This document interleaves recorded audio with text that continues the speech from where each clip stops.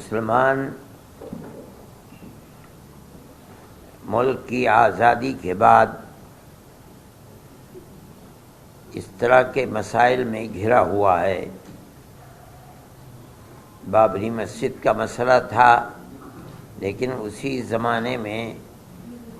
مختلف مسجدوں کے مسئلے، خود دلی کی جامع مسجد کا مسئلہ ہے، احمد آباد کی مسجد کا مسئلہ ہے، سنبھل کی مسجد کا مسئلہ ہے، متھرا ہے، یہ تمام مسائل اٹھ رہے تھے۔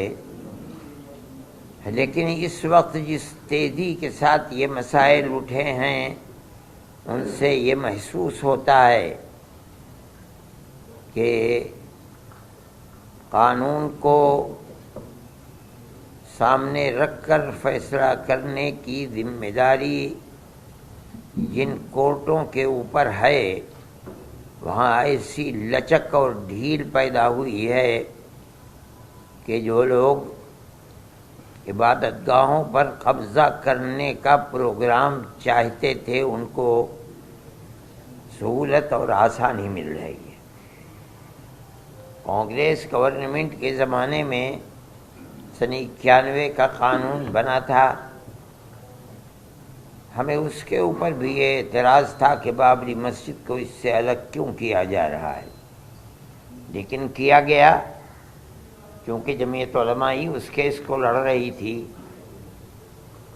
اور ہم پوری قوت کے ساتھ جو بہتر سے بہتر وکیل تھے ان کو سامنے لا کر ہم نے اپنے دعوے کو پیش کیا، اور ہم بار بار یہ بات کہتے تھے کہ ثبوت اور شواہد کی بنیاد کے اوپر، یعنی قانونی دلائل کی بنیاد پر جو فیصلہ سپریم کورٹ کا ہوگا ہم اسے قبول کریں گے۔ سپریم کورٹ کا ایک فیصلہ کہ مسجد اپنی جگہ ہے، کسی مندر کو توڑ کر نہیں بنائی گئی، یعنی جہاں بابری مسجد ہے وہ رام جنم بھومی نہیں ہے، یہ فیصلہ کورٹ نے دے دیا سپریم کورٹ میں۔ یہ دلیل تھی،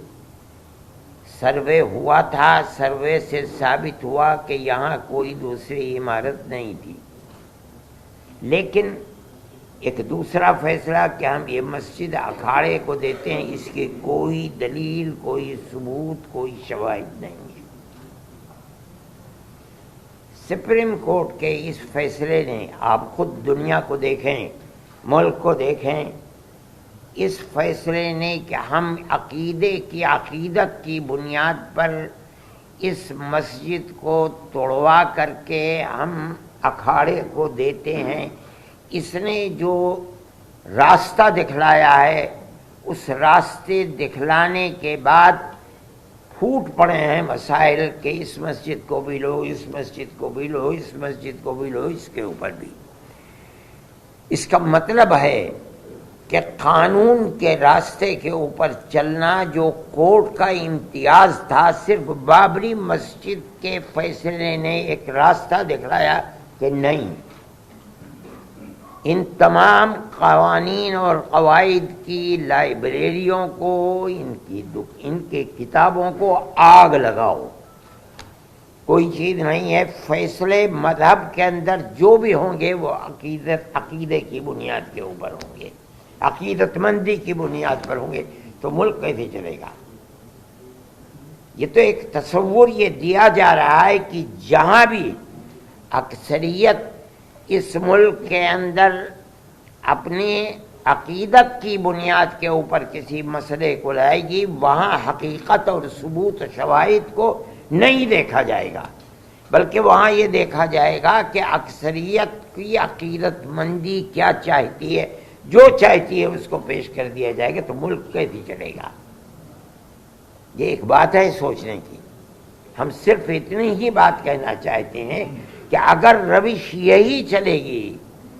تو چاہے وہ کسی بھی اقلیت کا فرد ہو، چاہے وہ سکھ ہو، چاہے وہ جین ہو، چاہے وہ مسلمان ہو، چاہے وہ عیسائی ہو، کسی مسئلے کے اندر اس کو فیصلہ نہیں ملے گا۔ اگر مقابلے کے اندر تناؤ ہے اور اس کے اندر عقیدت اکثریت کی اس کے اندر دخل رکھتی ہے تو اس کے اندر اس کے مقابلے کے اندر قانون بیکار اور بے اثر ہو جائے گا۔ یہ بات میں ہی نہیں کہہ رہا ہوں، سمجھدار اور بڑے بڑے وکلاء یہ بات کہہ رہے ہیں کہ اس فیصلے نے بابری مسجد کے جو راستہ کھولا ہے کہ عقیدت کی بنیاد جب کبھی مقابلہ ہوگا تو قانون اس کے مقابلے کے اندر ہیج ہو جائے گا، تو پھر لا آپ پڑھاتے کس لیے ہیں؟ لائبریریوں کے اندر آپ کے ہزاروں کتابیں کس لیے رکھی ہوئی ہیں؟ ان کو آگ لگا دیجئے۔ یہی مسئلہ ہے، یہ ملک کا میں سمجھتا ہوں بہت بڑا المیہ ہے کہ اس ملک کے اندر آج مسلمان یہ کہہ رہا ہے کہ مسئلے کی بنیاد لوور کورٹ سے لے کر سپریم کورٹ تک عقیدت کے اوپر ہے، قانون کے اوپر نہیں ہے۔ میں اس کو بہت بڑا المیہ سمجھتا ہوں، اور ایک یہ داہیہ ہے، بڑا مسئلہ ہے۔ اس مسئلے کو سوچنا چاہیے، اور جن لوگوں کے ہاتھ میں ملک کی باگڈور ہے انہیں سمجھنا چاہیے کہ مسئلے ملک کو کدھر لے کر کے چلنا ہے۔ میں اس سے زیادہ اپنے افسوس کا کوئی اور اظہار نہیں کرتا۔